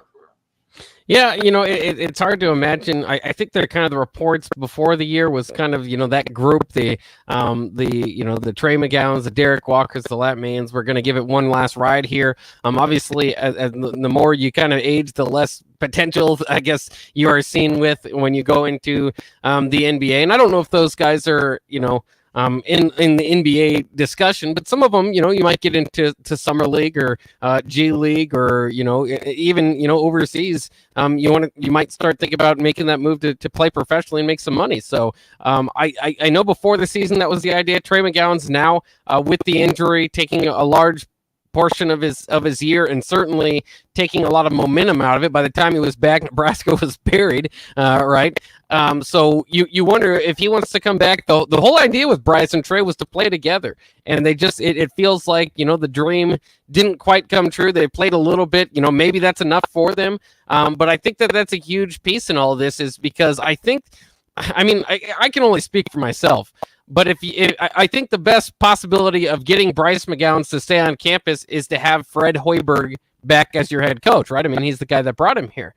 And I think the best possibility as well to bring him back would be having Trey back, because otherwise I think that there's a possibility that if you're Bryce and you look at what kind of happened, where Nebraska went, the pressure on his shoulders here playing, right? Maybe he would think, maybe if I had some playmakers around me and this and that, and I transferred to, there'd be a lot of calls for him, right, on the transfer market. So that would be a possibility for him too. But I think the fact that Trey is here, if you can recruit Trey, I think you can recruit Bryce back, right? I think that's the key. And then the other thing is just going to be what he hears and who he listens to, right? Because you do have mock drafts, like you said, ranging quite a bit for him. And sometimes it can be true that most teams only see him as a second rounder, but you only need one team to see as a first rounder. And then if they take you, then there you go. There's the guaranteed money, and it's a lot of money. So that's the tough sell to him, is that if he's fringe second round, first round, there's a pretty good chance that you bring him back. And just because, and the losing, like you said, is going to impact his draft stock, because it's just not coming from a winning culture. But he's got all those numbers. He's second in the nation as far as freshman scoring. Paulo Banchero from Duke is going to go in the lottery. So second to him is not a bad place to be. I just, to me, he's the best prospect Nebraska basketball, and I know it's been a tough year and all that stuff, but he's the best prospect that Nebraska basketball has had in a long time. When Fred recruited him, he said that he could be, they could change, kind of the face of the program, and their it hasn't quite turned out that way. But again, just the best prospect they've had in a long time, and he's showing out there on the court. If you can bring Bryce back, for me, I'd sign up for another year of Hoiberg and try to get him to take that buyout money down a little bit. I think that's going to be something that's going to be enduring to Nebraska fans if he does do that, similar to what Frost did. Yeah, at this point, I think if I'm Fred Hoiberg and I'm trying to hold it together, I'm looking at aspects of how can I, basically sell myself. How can I bet on myself, right? so I would look at those situations and try to figure out how to put my team ahead of myself in this particular instance. And so those discussions with Trev Albers, that's one of the things I would be looking at. I'd be looking at how can I sell to get another run at this thing, and I've got to be able to sell it to my team. I've got to get them to believe in what I'm preaching, and then I've got to get them to stay and execute. Because my sell tactic would be like, so listen, here's where you range, right? The narrative on you and the narrative on this team right now is not good.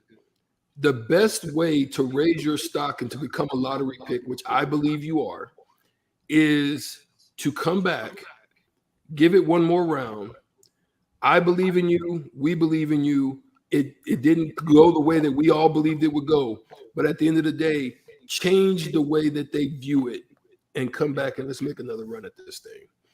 And I'm doing everything I can at that point to just give it another shot, because it doesn't look good. And they want winners. NBA, all of them want winners. I mean, yeah, they'll take a chance on you, but you won't get that high, lottery pick type chance that most of the other guys are going to get, because they're coming from winning programs. Become that. That's what I would be. Turn us into that. And I want you to take the leadership. Make us that.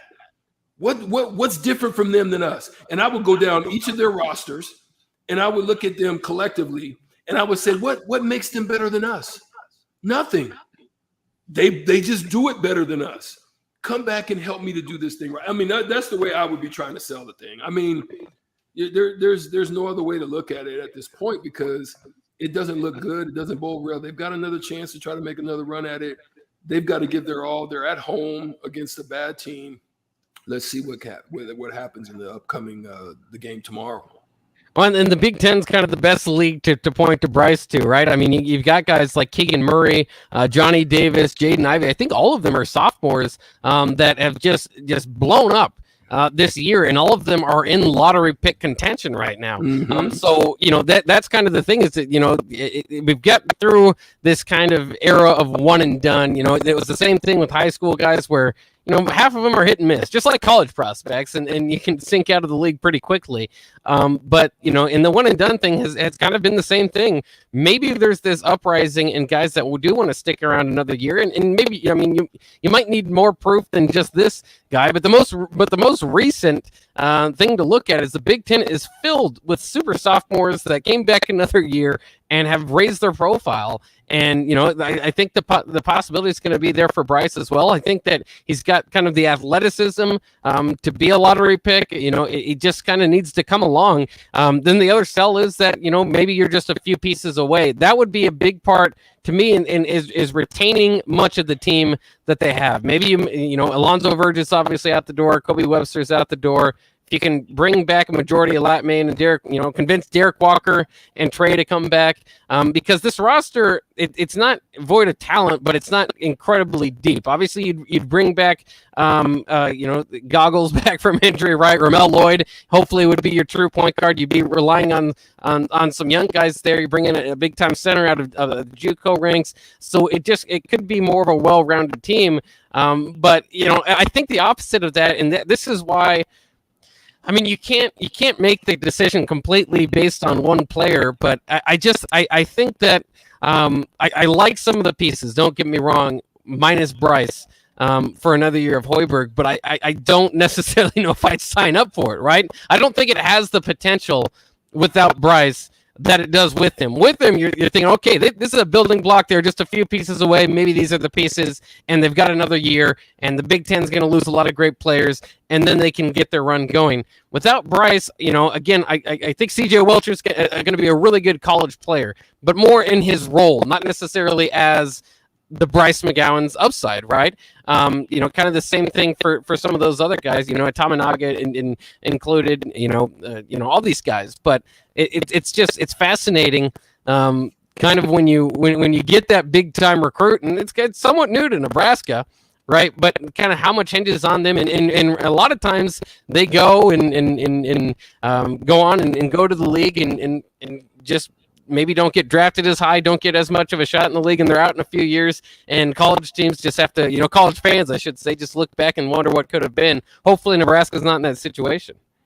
Yeah, at the end of the day, that's the hope. That's the big hope. But there's definitely some money out there to be able to make a decision once that time comes, and that's coming sooner than later. At the end of the day, I mean, we're at the middle of February. March is going to be here sooner than we can even expect it to be, and next thing you know, you're going to be in the Big Ten tournament. So it's going to come sooner than later. So hopefully they'll be able to make the decision and make the right decision, both for the program and for themselves. So we're going to take a break. We'll come back and we'll talk with BC when we get back after this on the block.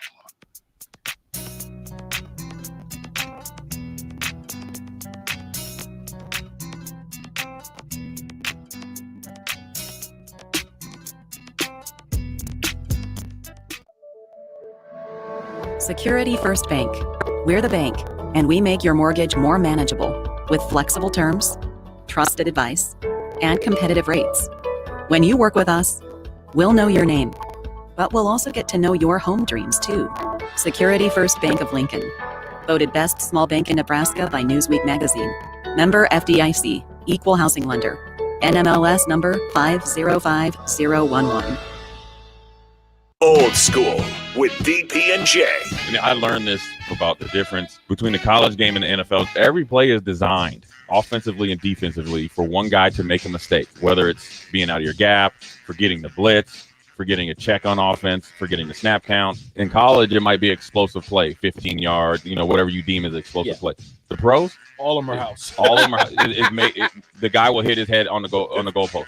On 93.7 The Ticket and theticketfm.com. Our Remington Homes has really expanded and taken off in the last 5 years. Bob Benish of Aspen Builders, talking about their exciting new division, Remington Homes, which makes the home building process easier and more affordable. The exciting thing about a Remington home is you get to choose your floor plan from predetermined floor plans. You can select your options. We give you a lot of choices. By selecting certain floor plans, they're just easier to build. And you couple that with our great lot selection in all different areas. People do not want to be married to their house payment. They want to get a nice house with nice finishes in a great area for an affordable price. And that's what Remington Homes are all about.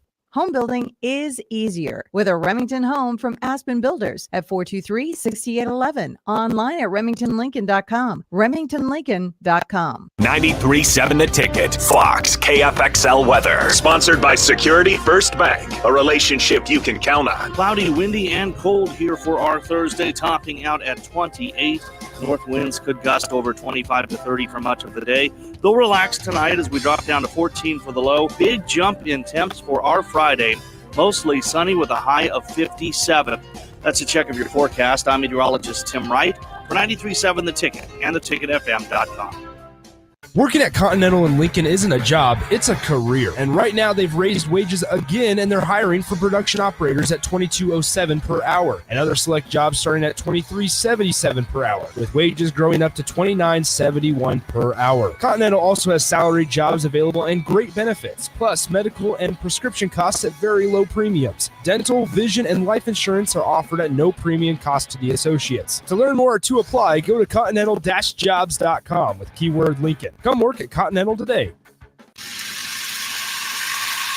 You hear that? That's the sound of extremely tender and delicious beef from certified Piedmontese. Prime grade tenderness with a fraction of the fat and calories of normal beef. It's Nebraska-raised product and the official beef of Nebraska Athletics. Change the way you buy beef today at the Mercado by Certified Piedmontese. Just north of 84th and Havelock, or at cpmercado.com. You can search online for hours to find the best electricians in Lincoln and the surrounding area, but I'll save you time. High Electric has been serving their customers for 30 years for both residential and commercial properties. They're experts in everything electrical, from remodeling to new additions, hot tub installations, electric vehicle chargers or EV chargers, lighting, ceiling fans, and more. High Electric takes jobs from Beatrice to Omaha and all towns, big or small, in between. Call them today at 402-466-6606 or learn more at highelectric.com. Southeast Community College is training tomorrow's workforce today with our nearly 60 career and technical programs. We're doing our part to help employers fill vacancies during this current labor shortage, graduating students with skill sets employers are seeking. We're also helping to upskill the workforce by adding short-term credentials like certificates in many programs so that employees can get retraining quickly. Learn more about upskilling with SCC at southeast.edu/academics. SCC, your path to possible. Eustace Body Shop, where our customers send their friends. That's the greatest compliment we can receive. If you've been in an accident, we'll get you back in your vehicle as quickly as possible. Our technicians care about you and your family and repair your vehicle to factory standards. We handle your claim from start to finish and provide a free loaner car. Stop by for a free estimate. Eustace Body Shop, just south of 88th and Highway 2. The most recommended Eustace Body Shop. That's who we are. Winter is upon us. Is your home prepared? If your furnace isn't keeping up or you've thought about replacing it, John Henry's has a new year, new unit special. When you purchase a select heating and cooling system from John Henry's, we will give you the furnace for free. There are also equipment and LES rebates up to an additional $850. This offer expires February 28th, so don't miss out. Find out more at jhlincoln.com or give John Henry's a call or text today. 435-5555. Back to On the Block with Strick and Bach on 93.7 The Ticket and theticketfm.com.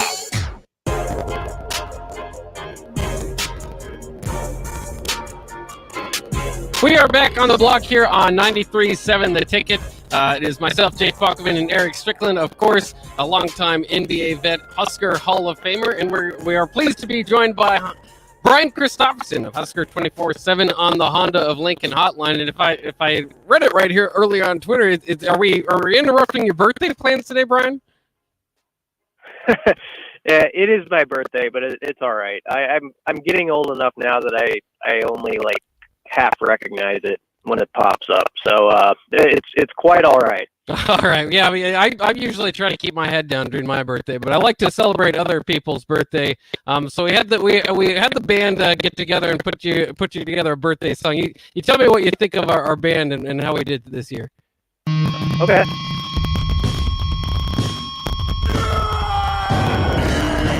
It's your birthday today, Brian.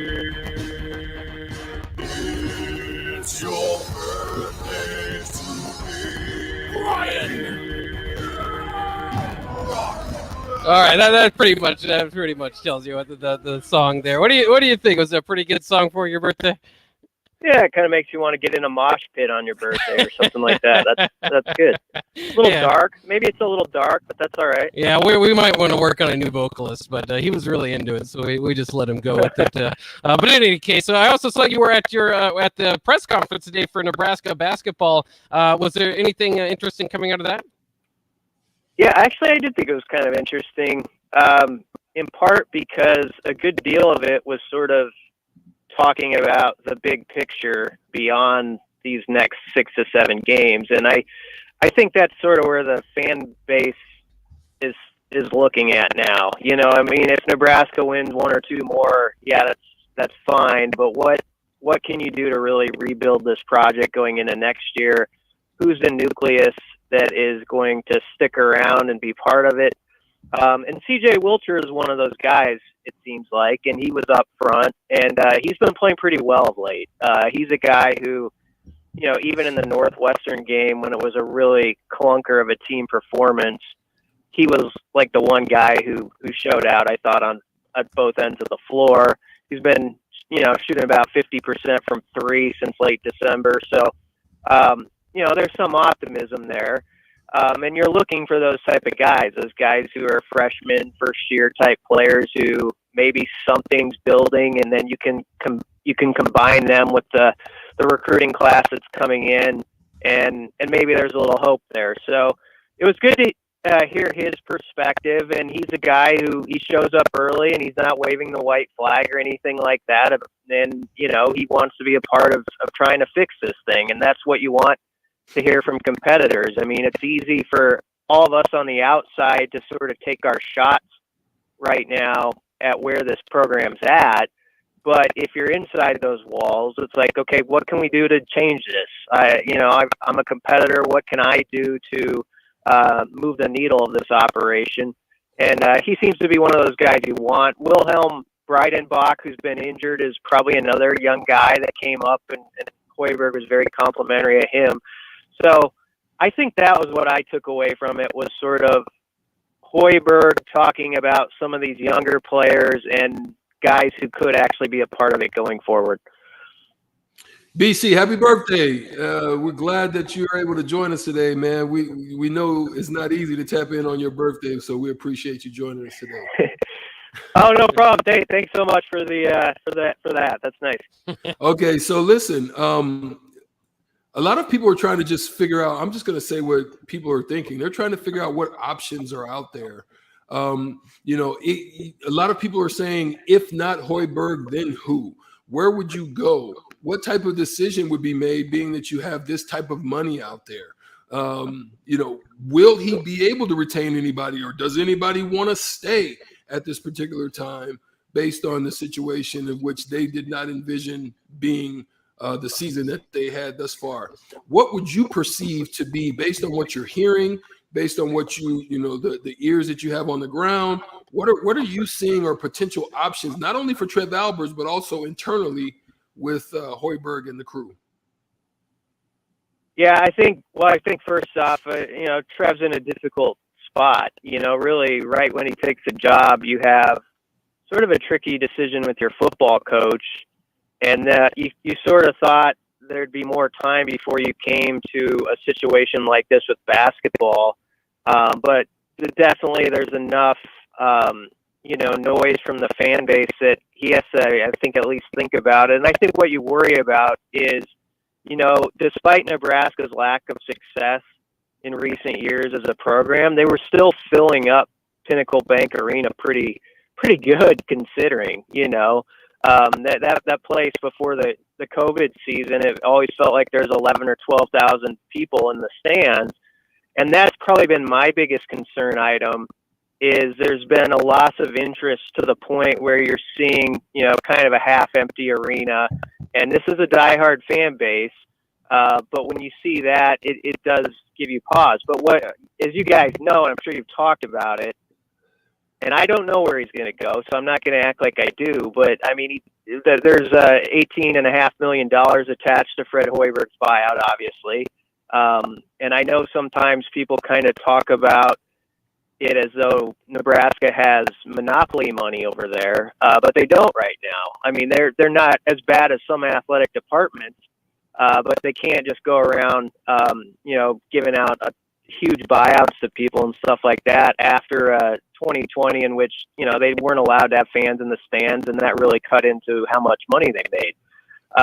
So I think that makes it very difficult, if I'm looking at it from, Trev's vantage point, to make a move right now. And the other part is, I guess it's if you can, I do understand where Hoiberg, he has talked about it.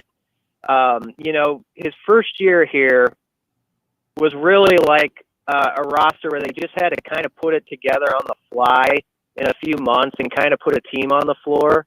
And so that was a very difficult year. And then the second year, you get going and you have the COVID situation, and Nebraska's team, has to go on pause for 3 to 4 weeks. And, you end up playing 15 games in like a 30-day span. And obviously this year's been a disappointment. So I don't know that you can make a lot of excuses. Certainly the Trey McGowan injury, you have to factor into what has happened, but that's the way sports are. But I guess if you're Trev, it's possible you could look at it and say, there have been a lot of really strange circumstances attached to Hoiberg's time here. He likes his recruiting class coming in. He still has some freshmen in this class, kind of like I just talked about with Wilshire, Breidenbach type guys. Maybe you can build something with. Maybe you see how this goes one more year, and the buyout shrinks a little bit. That's a very real possibility, and I think could happen. But it definitely has, because of a record when you're 21-62. You know, it's hard to defend that too much, and even we can talk about this excuse and that excuse, and some of them are real, but it's hard to kind of get beyond those numbers because they just smack in the face. And I mean, it kind of an interesting part of this discussion is kind of wondering what the talent is like on the team, because it doesn't look like a team, to me anyway, that should have one win in the Big Ten play. As you kind of think about past Nebraska teams, maybe Doc Sadlerberry colored Tim Mild teams, do you think that it's just, is it the Big Ten that's such a bear, or do you think that they're just kind of not coming up short in these games and the talent is at least on par with those teams of the past? Yeah, I think they have talent where they should have a better record than they do. But, I mean, you've got to have all-in buy-in on the defensive end for 40 minutes, or close to 40 minutes. And I always feel like, from my, amateur eye, it always feels like there's just too many stretches where the defense is lax, or there's a 5-minute period where it just, it goes out the window. Like there's wide open, it's like open gym. For the other team. Against Minnesota last week, now that was an example against another team that's struggling, but where you saw Nebraska really locked in defensively, and even though they weren't just dynamite on the offensive end, because they played so well on the other end of the floor and fought for rebounds and won that, actually won in that category, they got the results they wanted. So that to me has been the biggest eyesore, is even though we talk about sometimes how the offense feels like it gets stagnant and it becomes one-on-one basketball, it's that defensive, end of the floor where, you've had these games where you give up 98 to Iowa, and I know Iowa's playing really well right now, but, Auburn is obviously a great team, but a bad Michigan team, a couple months ago comes in here and puts about 100 on the board. There have been a few too many of those cases where you just sort of question what's going on that side, and also sort of that extra want to it takes to get a rebound. And when when you're getting killed on the boards and you're losing by 10 rebounds a game, that makes it very difficult. I don't know if you've seen the reports, but I'm sure you have, because today it was kind of all over the Big Ten and their new TV contract that's coming up in 2023.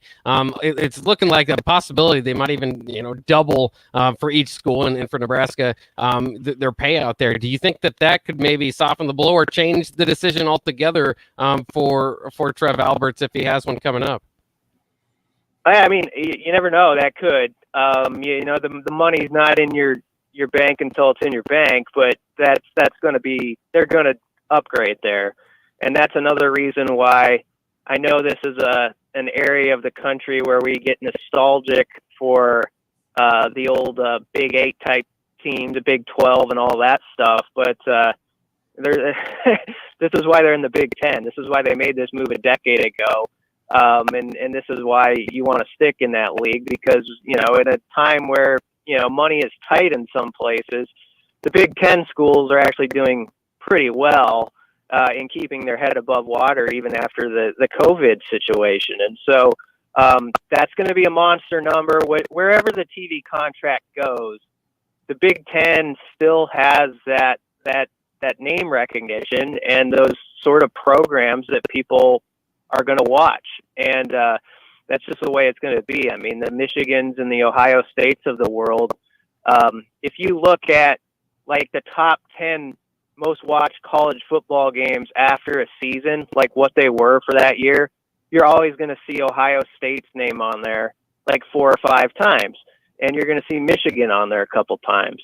And even Nebraska, though they've struggled on the football field, they still draw eyeballs to the television set because they're one of those programs people just recognize and then they check it out. So it makes sense to me that the TV folks are willing to pay the big bucks, and it's going to be elbows out now to see who gets that contract.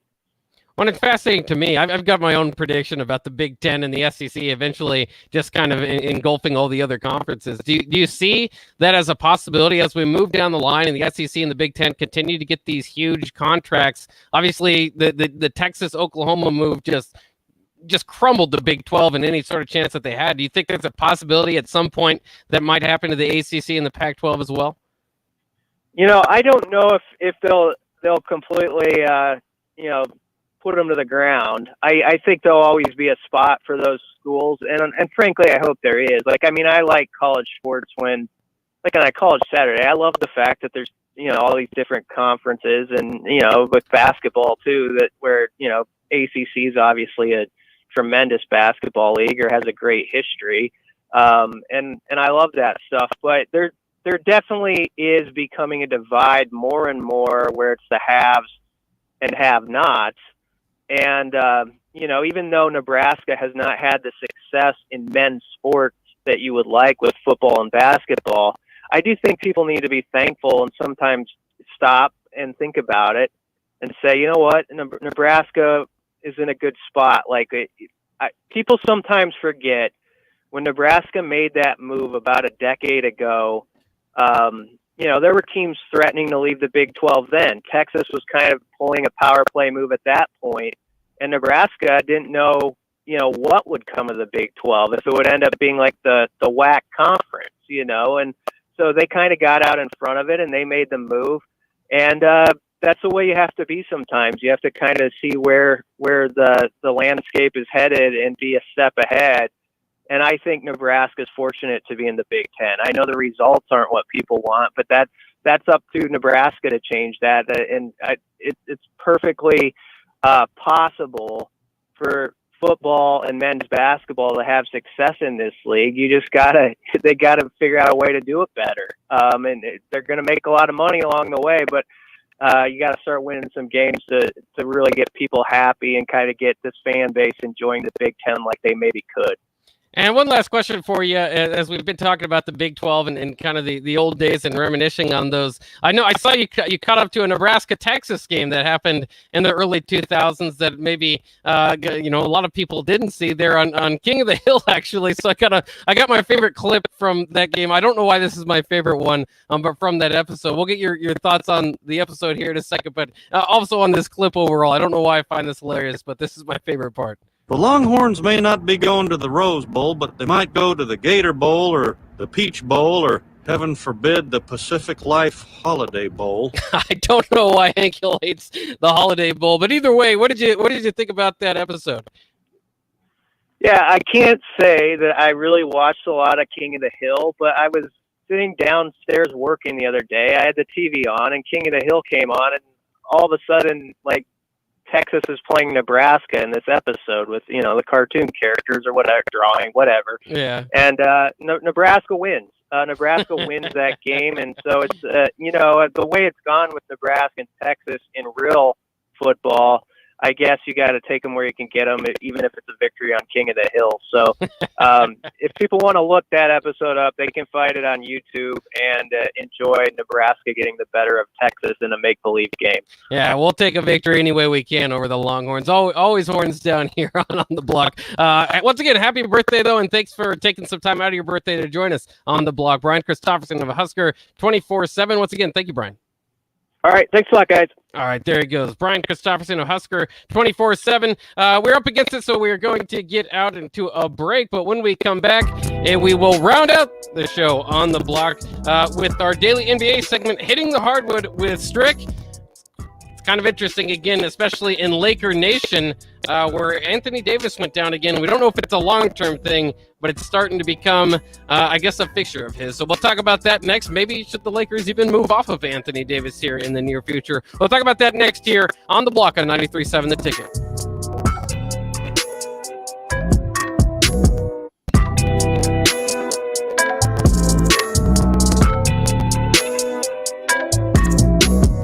Southeast Community College is training tomorrow's workforce today with our nearly 60 career and technical programs. We are doing our part to help employers fill vacancies during this current labor shortage, graduating students with skill sets employers are seeking. We're also helping to upskill the workforce by adding short-term credentials like certificates in many programs so that employees can get retraining quickly. Learn more about upskilling with SCC at southeast.edu/academics. SCC, your path to possible. Winter is upon us. Is your home prepared? If your furnace isn't keeping up or you've thought about replacing it, John Henry's has a new year, new unit special. When you purchase a select heating and cooling system from John Henry's, we will give you the furnace for free. There are also equipment and LES rebates up to an additional $850. This offer expires February 28th, so don't miss out. Find out more at jhlincoln.com or give John Henry's a call or text today. 435-5555.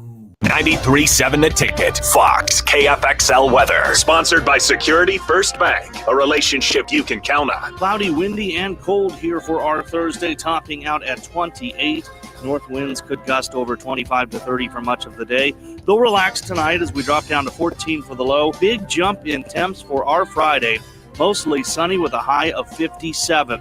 That's a check of your forecast. I'm meteorologist Tim Wright for 93.7 The Ticket and theticketfm.com. Hi, Sean Callahan here for Koppel Chevrolet GMC. And things have obviously been pretty challenging lately with new vehicles, with all the microchip and supply chain issues, but things continue to loosen up as Koppel gets more and more new vehicles in each and every week. We've had many customers also custom order their vehicles. So if you don't see what you want in our current inventory, we can put an order in to get exactly what you want. So go online, reserve your new vehicle at koppelcars.com. You'll be glad you did. In every office, there's two types of people. There are those who bring in bagels and those who eat the bagels that someone else brought in. Everybody likes the first person. Be that first person. Weekday mornings at 7:30, you have a chance to win a business box of bagels from Bagels & Joe. All you have to do is shut up, Sipple. 2 questions for you, 2 for Sip. Win, and the bagels are yours. Lose, well, you don't want to lose. You lost Monday, you lost Wednesday, you're a loser. Shut up, Sipple. Weekday mornings at 7:30, brought to you by Bagels & Joe. Security First Bank. We're the bank, and we make your mortgage more manageable with flexible terms, trusted advice, and competitive rates. When you work with us, we'll know your name, but we'll also get to know your home dreams too. Security First Bank of Lincoln. Voted best small bank in Nebraska by Newsweek magazine. Member FDIC, equal housing lender. NMLS number 505011.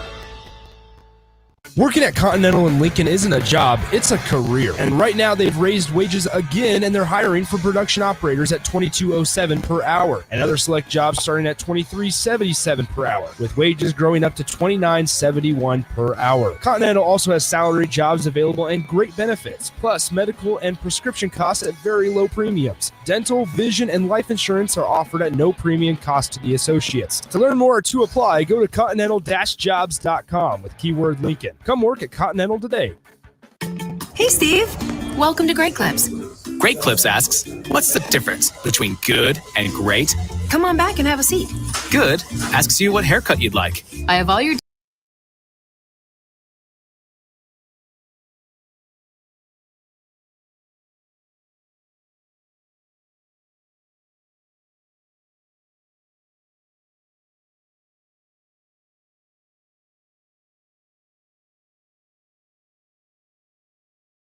Save for being a new customer. Save more for adding DriveWise. And save even more for driving safely. Visit Allstate.com or contact your local agent to get a quote. Find out how much you can save today.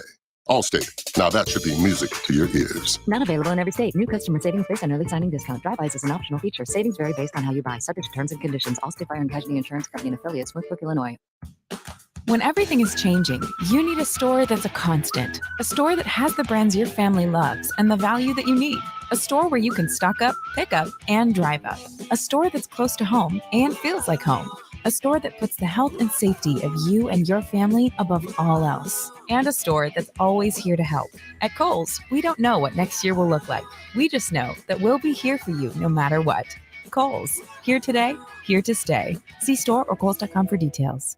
our Remington Homes has really expanded and taken off in the last 5 years. Bob Benish of Aspen Builders, talking about their exciting new division, Remington Homes, which makes the home building process easier and more affordable. The exciting thing about a Remington home is you get to choose your floor plan from predetermined floor plans. You can select your options. We give you a lot of choices. By selecting certain floor plans, they're just easier to build. And you couple that with our great lot selection in all different areas. People do not want to be married to their house payment. They want to get a nice house with nice finishes in a great area for an affordable price. And that's what Remington Homes are all about. Home building is easier with a Remington home from Aspen Builders at 423-6811. Online at remingtonlincoln.com. remingtonlincoln.com. Back to On the Block with Strick and Bach on 93.7 The Ticket and theticketfm.com.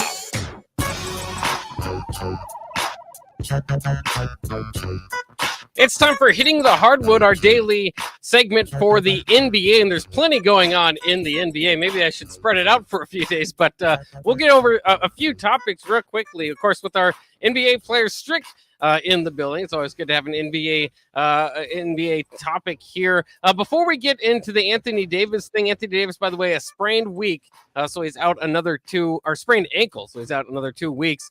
Seems to be a common occurrence, unfortunately, for Anthony Davis. But I did want to bring up DeMar DeRozan. I mean, he might be really getting into the MVP conversation as he is now surpassed a mark set by Wilt Chamberlain.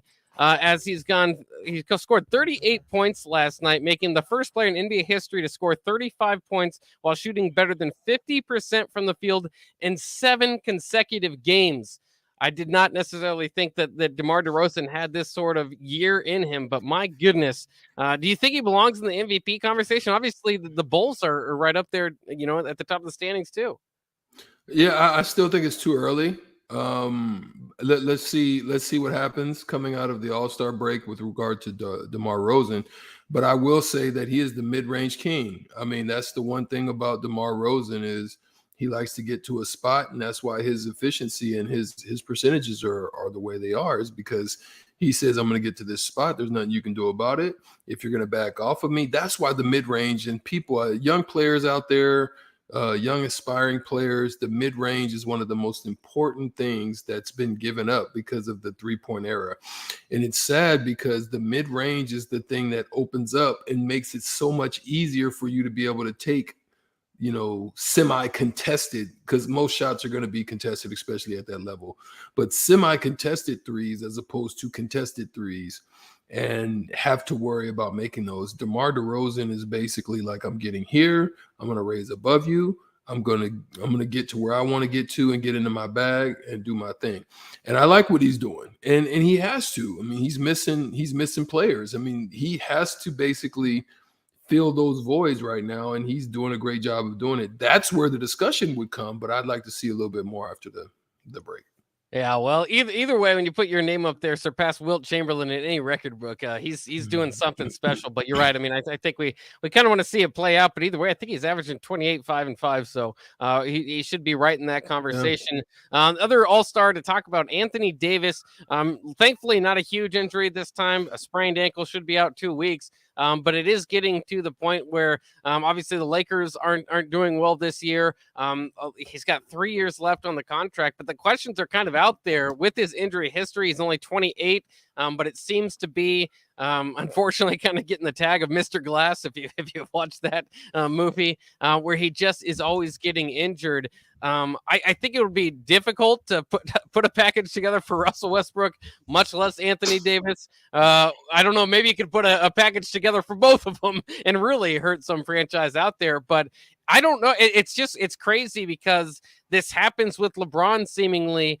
And he goes to place, he wins a championship, he gets a bunch of veterans, he leaves, and then they're in rebuilding mode for 5 years. It looks like that's going to happen with the Lakers again, even with Anthony Davis being so young. Is it the curse of LeBron? Do you think that the Lakers should maybe be thinking about moving off of AD because he might not be the answer post LeBron, which was the original idea?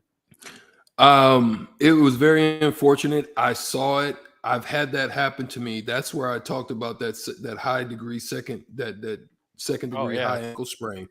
That's how it happens.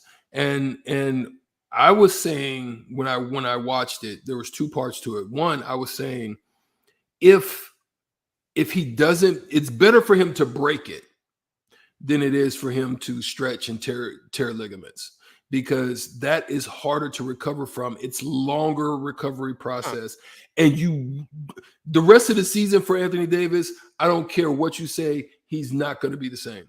There's no way with that, the way that ankle turned over, he stretched ligaments, and it's no way you have enough time to be able to get that back in order, especially in the middle of a season. I don't care with an all-star break or not. That's the problem. Two, I wish you could have seen LeBron's face. He was so dejected because he knew what that meant. You're already in the ninth space. You're already in the ninth spot trying to make a push because he already hates that playing tournament situation for the NBA. He hates that. He's trying to work his way to get back up into that sixth spot. And now every aspect of that is gone with Anthony Davis being out. I don't care which way you look at it. They don't have enough weapons. Westbrook is not going to be able to save them. They're pretty much, I think, in the playoff play-in game.